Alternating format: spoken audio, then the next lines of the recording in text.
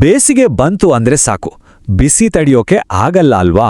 ತಕ್ಷಣ ನಮ್ಗೆ ನೆನ್ಪಾಗೋದು air conditioner. ಸಾವಿರಾರು ರೂಪಾಯಿ ಖರ್ಚು, ಪ್ರತಿ ತಿಂಗಳು ಕರೆಂಟ್ ಬಿಲ್ ಕಟ್ಟೋ ಚಿಂತೆ ಇದೆಲ್ಲ ಇದ್ದಿದ್ದೆ.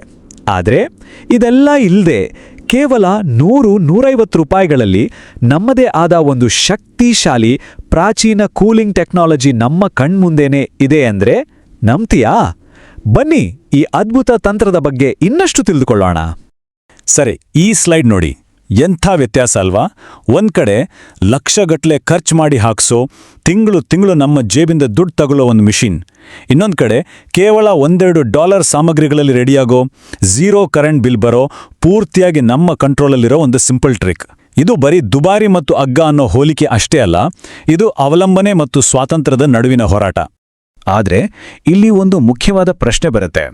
ನೀರು ಮತ್ತೆ ಮಣ್ಣಿನಂಥ ಸರಳ ವಸ್ತುಗಳು ಇಷ್ಟು ಕಾಂಪ್ಲೆಕ್ಸ್ ಆಗಿರೋ ಒಂದು ಮೆಷೀನನ್ನ ಹೇಗೆ ಮೀರ್ಸೋಕೆ ಸಾಧ್ಯ? ಇದರ ಹಿಂದಿನ ಸೀಕ್ರೆಟ್ ಏನು?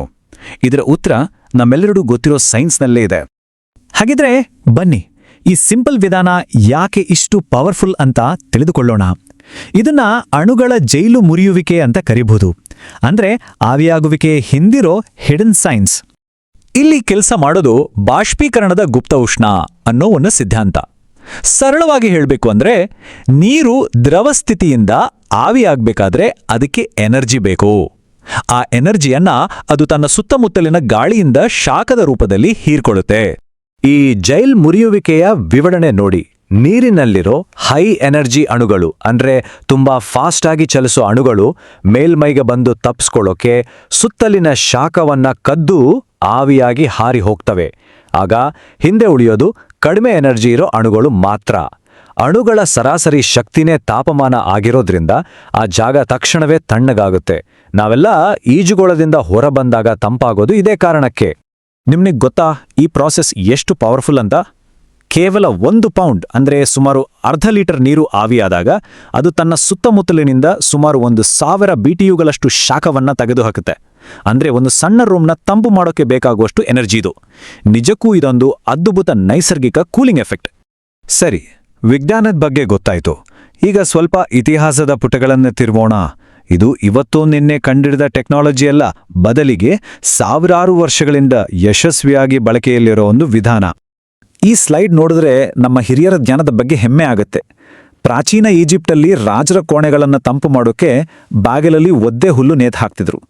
ಪರ್ಷ್ಯಾದಲ್ಲಂತೂ ಬಾದ್ಗಿರನ್ನೋ ಟವರ್ಗಳನ್ನ ಕಟ್ಟಿ ಗಾಳಿಯನ್ನ ಭೂಮಿಯೊಳಗಿನ ನೀರಿನ ಕಾಲುವೆಗಳ ಮೇಲೆ ಹಾಯಿಸಿ ಇಡೀ ನಗರವನ್ನೇ ತಂಪಾಗಿಡ್ತಿದ್ರು. ನಮ್ಮ ಭಾರತದಲ್ಲೂ ಮೊಘಲರ ಕಾಲದಲ್ಲಿ ಖಸ್ ಹುಲ್ಲಿನ ಪರ್ದೆಗಳನ್ನ ಒದ್ದೆ ಮಾಡಿ ಸುಡೋ ಬಿಸಿಗಾಳಿಯನ್ನ ತಂಪಾದ ಪರಿಮಳಯುಕ್ತ ತಂಗಾಳಿಯಾಗಿ ಬದಲಾಯಿಸ್ತಿದ್ರು. ಅಂದ್ರೆ ಅವರು ಆರಾಮಕ್ಕೋಸ್ಕರ ಬೇರೆಯವ್ರ ಮೇಲೆ ಅವಲಂಬಿತರಾಗಿರಲಿಲ್ಲ. ಅವ್ರಿಗೆ ಸೈನ್ಸ್ ಗೊತ್ತಿತ್ತು, ಅದನ್ನೇ ಬಳಸ್ಕೊಂಡ್ರು. ಸರಿ, ಥಿಯರಿ ಮತ್ತು ಇತಿಹಾಸ ಎಲ್ಲ ಚೆನ್ನಾಗಿದೆ. ಆದ್ರೆ ಇದನ್ನೆಲ್ಲ ನಮ್ಮ ಮನೆಯಲ್ಲಿ ಹೇಗೆ ಮಾಡೋದು? ಬನ್ನಿ ಈ ಆರಾಮವನ್ನ ನಮ್ಮ ಕೈಗೆ ತೆಗೆದುಕೊಳ್ಳುವ ಕೆಲವು ಸಿಂಪಲ್ ವಿಧಾನಗಳ ಬಗ್ಗೆ ನೋಡೋಣ. ಇದು ತುಂಬಾನೇ ಸಿಂಪಲ್.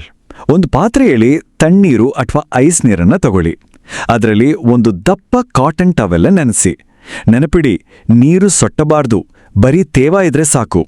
ಅದನ್ನ ಗಾಳಿ ಬರೋ ಕಿಟಕಿಗೆ ಅಡ್ಡಲಾಗಿ ನೇತು ಹಾಕಿ. ಹೊರಗಿನಿಂದ ಬರೋ ಬಿಸಿಗಾಳಿ ಈ ಒದ್ದೆ ಟವೆಲ್ ದಾಟಿ ಬರುವಾಗ ತಣ್ಣಗಾಗುತ್ತೆ. ಟವೆಲ್ ಒಣಗಿದಾಗ ಗಂಟೆಗೊಮ್ಮೆ ಮತ್ತೆ ನೆನೆಸಿದ್ರೆ ಆಯ್ತು. ಸಿಂಪಲ್, ಆದ್ರೆ ಸೂಪರ್ ಎಫೆಕ್ಟಿವ್.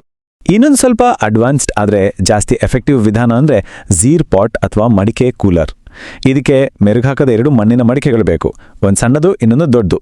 ಸಣ್ಣ ಮಡಿಕೆಯನ್ನು ದೊಡ್ಡ ಮಡಿಕೆಯೊಳಗಿಟ್ಟು ನಡುವೆ ಇರೋ ಜಾಗವನ್ನು ಒರಟು ಮರಳಿಂದ ತುಂಬಿಸಿ. ಆಮೇಲೆ ಮರಳು ಪೂರ್ತಿಯಾಗಿ ಒದ್ದೆ ಆಗುವವರೆಗೂ ನೀರು ಹಾಕಿ. ಈಗ ಇದನ್ನು ಗಾಳಿ ಆಡೋ ಜಾಗದಲ್ಲಿಟ್ಟರೆ ಮಡಿಕೆ ಹೊರಗಿನಿಂದ ನೀರು ನಿರಂತರವಾಗಿ ಆವಿಯಾಗಿ ತಂಪಾದ ಗಾಳಿಯನ್ನು ಕೊಡುತ್ತೆ. ಆದರೆ ಕೇಳಿ, ಈ ಮಡಿಕೆ ವಿಧಾನ ಸರಿಯಾಗಿ ವರ್ಕ್ ಆಗಬೇಕು ಅಂದರೆ ಕೆಲವು ವಿಷಯಗಳನ್ನು ಮರೆಯೋ ಹಾಗೆ ಇಲ್ಲ. ಮಡಿಕೆಗಳಿಗೆ ಮೆರುಗು ಅಂದರೆ ಗ್ಲೇಸಿಂಗ್ ಇರಬಾರ್ದು, ಆಗ ಮಾತ್ರ ನೀರು ಹೊರಬರುತ್ತೆ. ಮರಳು ಒರಟಾಗಿರಬೇಕು, ಇಲ್ಲಾಂದ್ರೆ ಗಟ್ಟಿಯಾಗಿ ಕೂತು ನೀರು ಹರಿಯೋದನ್ನ ನಿಲ್ಲಿಸತ್ತೆ. ಎಲ್ಲಕ್ಕಿಂತ ಮುಖ್ಯವಾಗಿ ಗಾಳಿಯ ಹರಿವು ಬೇಕೇ ಬೇಕು. ಈ ನಿಯಮಗಳನ್ನ ಪಾಲಿಸಿದ್ರೆ ರಿಸಲ್ಟ್ ಗ್ಯಾರಂಟಿ. ಓಕೆ, ಈಗ ಸ್ವಲ್ಪ ದೊಡ್ಡ ಚಿತ್ರಣವನ್ನ ನೋಡೋಣ. ಈ ಟೆಕ್ನಾಲಜಿಯ ಮಿತಿಗಳೇನು, ಇದರ ಹಿಂದೆ ಇರೋ ದೊಡ್ಡ ಆರ್ಥಿಕ ಮತ್ತು ತಾತ್ವಿಕ ವಿಚಾರಗಳೇನು ಅಂತ ನೋಡೋಣ. ನೋಡಿ, ಒಂದು ವಿಷಯವನ್ನ ಪ್ರಾಮಾಣಿಕವಾಗಿ ಒಪ್ಕೋಬೇಕು. ಈ ತಂತ್ರ ಎಲ್ಲಾ ಕಡೆ ಒಂದೇ ರೀತಿ ಕೆಲಸ ಮಾಡಲ್ಲ. ಒಣ ಹವೆ ಇರೋ ಜಾಗದಲ್ಲಿ ಇದು ಅದ್ಭುತವಾಗಿ ಕೆಲಸ ಮಾಡುತ್ತೆ. ತಾಪಮಾನವನ್ನ 18 ಡಿಗ್ರಿ ಫ್ಯಾರೆನ್ಹೈಟ್ ವರೆಗೂ ಕಡಿಮೆ ಮಾಡಬಹುದು. ಆದರೆ ಆರ್ದ್ರತೆ ಹೆಚ್ಚಿರೋ ಕರಾವಳಿ ಪ್ರದೇಶಗಳಲ್ಲಿ ಗಾಳಿಯಲ್ಲಿ ತೇವಾಂಶ ಜಾಸ್ತಿ ಇರೋದ್ರಿಂದ ಇದರ ಪರಿಣಾಮ ಕಡಿಮೆ. ಸುಮಾರು 6 ರಿಂದ 8 ಡಿಗ್ರಿಗಳಷ್ಟು ಮಾತ್ರ ತಾಪಮಾನ ಇಳಿಬಹುದು. ಇದು ಎಲ್ಲದಕ್ಕೂ ಪರಿಹಾರ ಅಲ್ಲ, ಆದರೆ ಸರಿಯಾದ ವಾತಾವರಣದಲ್ಲಿ ಇದೊಂದು ವರದಾನ.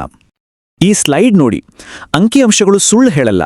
15 ವರ್ಷಗಳಲ್ಲಿ ಈ ನಿಷ್ಕ್ರಿಯ ಕೂಲಿಂಗ್ ಸಿಸ್ಟಮ್ನ ಖರ್ಚು ಏನೂ ಇಲ್ಲ. ಆದರೆ ಒಂದು ವಿಂಡೋ ಎಸಿಗೆ ಆರಂಭಿಕ ಖರ್ಚು, ಕರೆಂಟ್ ಬಿಲ್, ಮೇಂಟೆನೆನ್ಸ್ ಎಲ್ಲ ಸೇರಿ ಲಕ್ಷಾಂತರ ರೂಪಾಯಿ ಆಗ್ಬೋದು.